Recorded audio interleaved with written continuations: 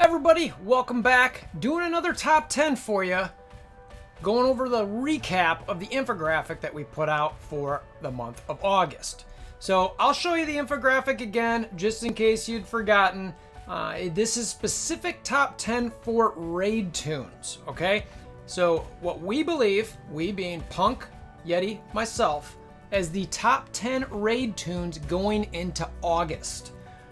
I'll show you, and we've heard, I'll call them comments, complaints, about getting a little bit more in depth per the characters. For this particular month of August, I will read some of those comments. In the future, we will be better about having some more comments from all three of us so that we can share exactly what all of our thoughts are. For this particular video, I'm going to cover what I've got for you. I'll show you how we got to the math if you're interested in that, but a lot of people were very interested in knowing why we might have had these particular tunes at the levels we did.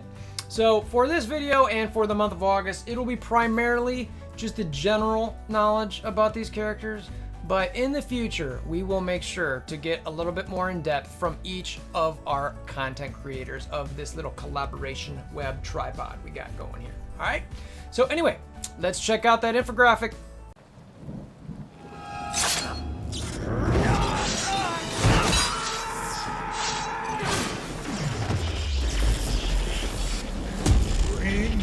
WolverThor. All right, so this is the August infographic that you got. Again, I did a video on Red Star. This particular video is going to be about raids, so we can zoom in here and you can kind of see what we got. Again, Black Bolt, Shuri, Yoyo, Ebony Maw, Symbiote SpiderMan, Ultron, Carnage, Minerva, Crystal, and Venom, right? So as always, I've got nothing but high praise for the graphic work that Punk does. I'm now going to go into some of the comments on each one of these tunes in case you don't know. Some of you guys might know already. I already know what they're about. You know, okay, that's fine. So some people are definitely interested in hearing that. If you want to know exactly how we got there mathematically, we'll cover that too. So let's get into some of the general comments before we go into the math. First up, Black Bolt. Now, I think everybody probably knows this by now, but Black Bolt is the king of damage. He's the queen of damage. He's the everything of damage. This guy is a beast. He's not a glass cannon. He puts a licking and constantly keeps on ticking. Dude can take a hit. This is like Mike Tyson of the game. Throwing punches, you're not. This dude is, his passive on top of it, great, phenomenal character. Okay, so he's the rock star. He always knocks off anybody who's getting low on their HP, and you gotta love that because it seems to be pretty typical where you might use an alt or ability, and there's still just a little sliver of health, and Black Bolt's like, "Yo, I got this." Barp. Hiccup, whatever you want to call it, and then they gone. So Black Bolt is the top of this list. He's critical for every raid team out there and is one of the only characters you can't really go wrong promoting, which is separate. But anyway, so that's Black Bolt number one. So number two, we got Shuri. So with Shuri, the great thing about her is if you plan your cooldowns properly, she will always make sure that you have defense up. So you've got to love that. She's got the energy generation on top of that. So you've got energy generation and defense up. That's just the start, right? So the defense up makes it so you can survive some of these harder raids. Shuri is one of the most critical characters that you get, especially if you progress through through Ultimus 7, through the harder difficulties. So you got that already. You got the energy generation, and the cooldowns are pretty short. Then you've got like deflex when people drop below. You got some random healing, and you've got her alt healing. If you get her at high red or even 5 reds, I've got her at 5 red stars, and that ultimate will straight up heal a Colossus within a sliver almost all the way full. Not that you're using Colossus in raids, but just to give you an idea of the type of character she can heal up. So her heal is very, very powerful. And the more reds you got on her, the stronger that heal is going to be. So given the fact that Shuri is so fast, has short cooldowns. If you manage her raid cooldowns properly, when you go in a node, you always make sure that you have that special that gives you the defense up ready to go first turn. You're gonna go a lot farther in raids, and that's why she comes in at number 2. So next up, Yoyo.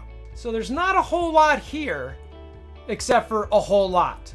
Yoyo is probably the most important toon with basically one ability, and that's her passive that puts the offense down on a character before they go. Most toons in this game, you're probably looking for 2, 3, 4 things from them, something to really bring a lot of utility. Yoyo, now granted, I should throw in there the Black Bolt assists and the evades that she can have. Defense up, obviously, for Inhumans. And as Black Bolt is on this team, that's great. But even if Black Bolt wasn't, that offense down really does kind of make her a great raid toon, because if she's landing that, and she should be, that offense down is huge. So when you combine that with Shuri's defense up, you're probably surviving pretty well in a lot of raid nodes.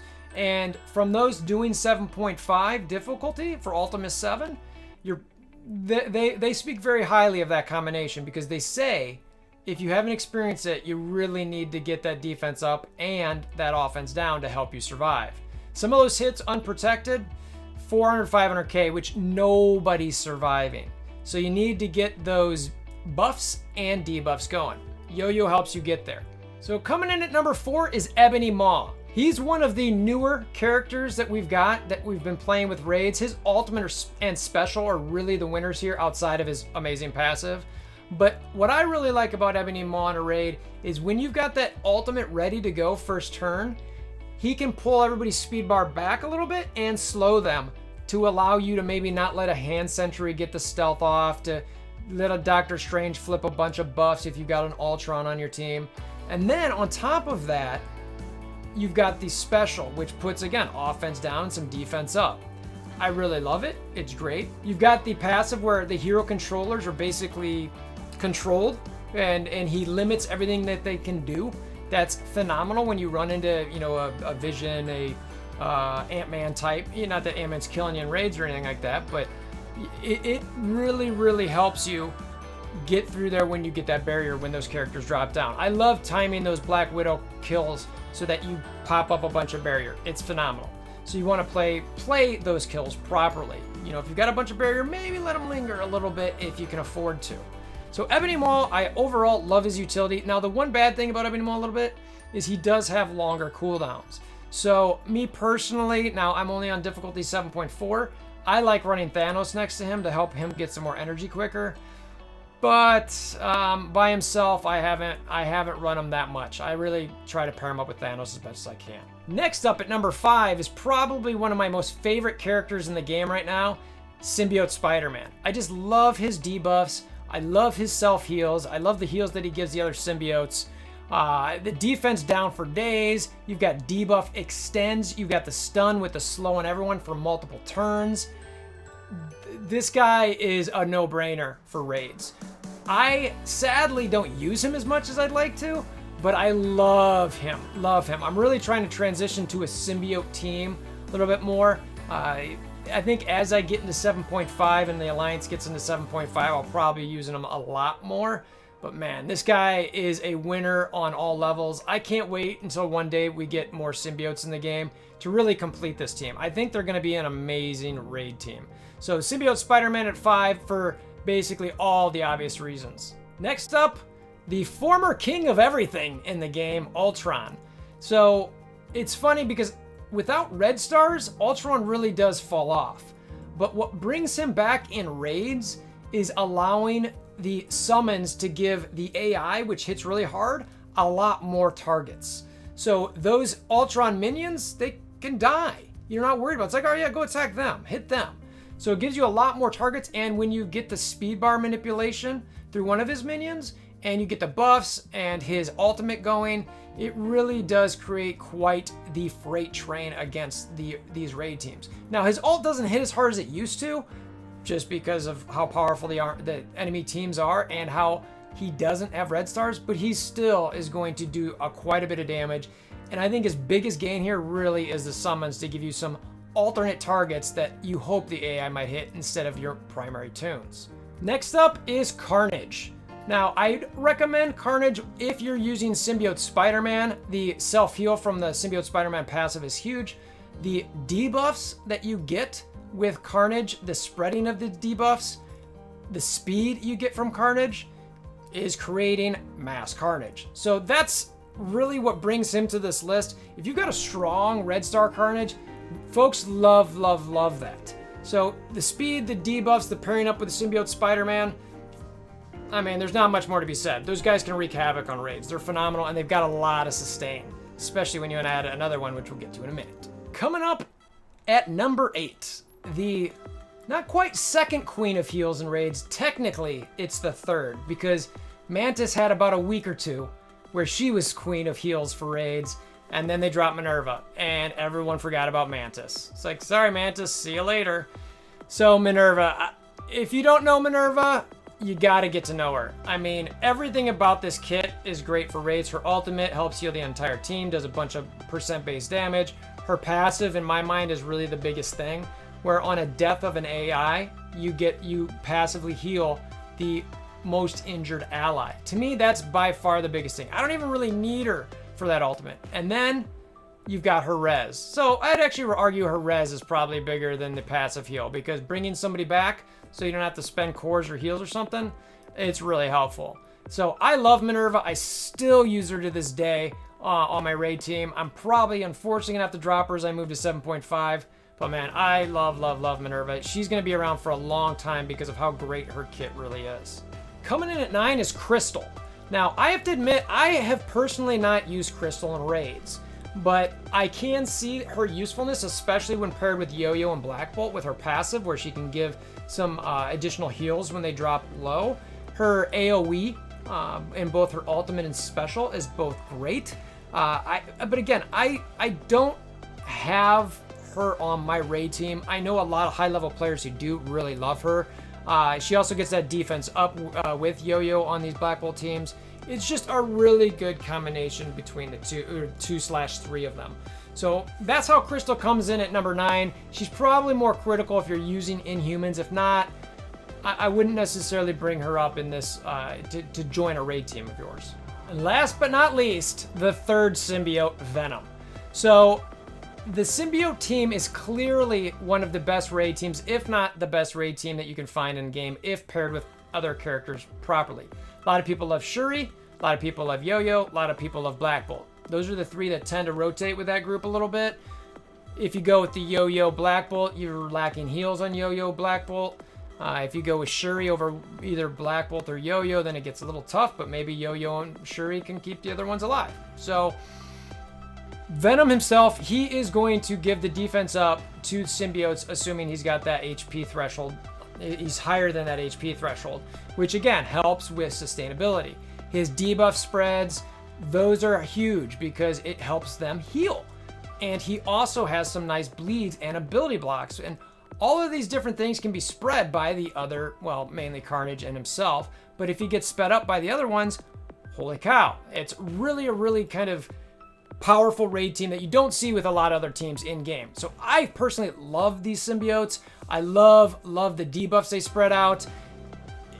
The ultimate, in my mind, helps them thrive more than any other, more than any other really raid team.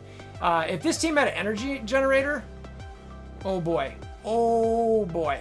I'm really hoping that's what they end up doing with these symbiotes, so that makes them a really, really formidable and solid, not that they're not already, raid team. So that's what we got. That's our top 10. That's the reasons we did it. Now let's go look at the math if you're interested in that. All right, to show you guys how this kind of came about number-wise, you can see we've got Punk, Yeti, and myself. We've got each of us where we've got our little rankings in here. Thanos and Hela were the ones just outside the top 10, but it was a little bit of a stretch between them and Venom. So, and then you got Venom. All of us had him in the top 10 except for myself. I had him at 13th. Crystal, both myself and Punk had her at 11, but Yeti had her at 8. That brought her into that 9th spot. Minerva, I had her much higher than both Yeti and Punk. At 5, they had her at 9, so that brought her in at the 8th spot. Carnage, we had Punk with him really high. Yeti with him not a little bit, basically in between Punk and myself. I had him a little bit lower. All of us had Ultron straight across with 666. Bad sign. Symbiote SpiderMan, we all, actually, I'm the one who dropped his ranking. They both had him at 4. I had him at 8. And that's probably because I don't use him as much in 7.4. But I think he's probably more critical as you move up. And I like him a lot, so I could see him moving up in our future rankings. Ebony Maw, I had him really high. Punk didn't. Yeti had him right about in the middle, so that put him at the 4 spot. Yoyo, again, opposite, where we had those two had her at 3. I had her at 7, again, because I'm not using her a lot in 7.4 for what we need to do. We're just trying to get 70, 75%. I don't really need her. She's like a second, third raid team. I just run this raid team. We get to our 65, 70%. I see what else I can do, and I move on. Shuri, all of us had her at top 3, so that was pretty easy. She was pretty easily locked in at that 2 spot. Blackbolt, across the board, number 1. So that's how we got there. Hope this video helped you guys understand why we got to that top 10. We hope that anybody who's kind of wondering where these Toons rank as far as in the game for rating, that's where we're at. And you know, as I'm kind of doing the outro here, you can kind of see, I'll leave you with the, you know, the rest of this list here. And you can see there's not really, once you get to here, none of these guys really matter. Don't even look at that. So if there's a 30, that means they weren't even ranked. So I really had a lot of those ranked. The other guys didn't necessarily have them on there, but a bunch of Toons on there. Again, hopefully this is helpful. Come by the Discords. All of the links to our Discords are in the description below. We'd love to have a chat with you guys, hear what your guys' theories are on this, theory crafting, whatever you think might be better or worse, where we got it wrong, where we got it right. Come chat. We always like to have that kind of civil discourse amongst each other. So hammer down on that like button. Notification bell, subscription bell, buttons, things, all that stuff. Share with your alliance mates, etc. Till next time, I hope you have a wonderful day.